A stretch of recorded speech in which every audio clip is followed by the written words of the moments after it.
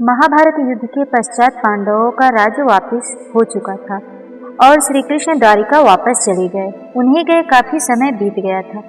अर्जुन उनसे मिलने द्वारिका चले गए।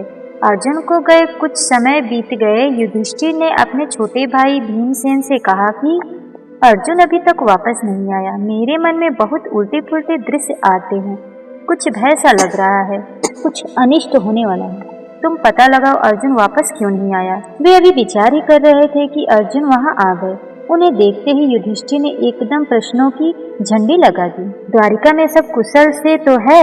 ऐसे बहुत सारे सवाल युधिष्ठिर उनसे पूछने लगे। फिर अर्जुन की आंखों से झरझर आंसू बहने लगे। उनका गला रूंधा हुआ था। इसी तरह अपने कंठ पर काबू पाकर वे बोले, महाराज, मेरे भाई अथवा मित्रता धारण किए श्री कृष्ण ने मुझे ठग लिया। मेरे जिस प्रबल और पराक्रम के आगे बड़े बड़े देवता भी डर जाते थे, उसे श्री कृष्ण ने मुझसे छीन लिया। हे महाराज, मैं वापस आ रहा था। श्री कृष्ण और वहाँ की दूसरी स्त्रियों को भी अपने साथ ला रहा था, तो राह में दुष्ट गोपों ने मुझे एक अबला और असहाय की भांति हरा दिया और मैं उन नारियों की रक्षा नहीं कर सका।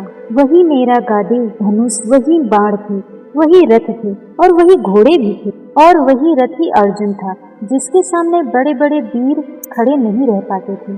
श्री कृष्ण के बिना ये सब एक क्षण में नहीं के समान शून्य हो गए। ठीक उसी तरह जैसे भस्म में डाली हुई आहुति कपट भरी सेवा में ऊसर में बोया हुआ बीज व्यर्थ जाते हैं। वास्तव में राजन ये प्रभु परमात्मा की ही शक्ति थी, जिसने मुझे आप में व दूसरे शूरवीरों की लीलाएं करने का साहस प्रोत्साहन दिया। वरना अब भी तो वो सब कुछ मेरे पास ही था जो महायुद्ध के समय में था, परंतु अब मैं साधारण व्यक्ति की तरह गोपों से हार गया।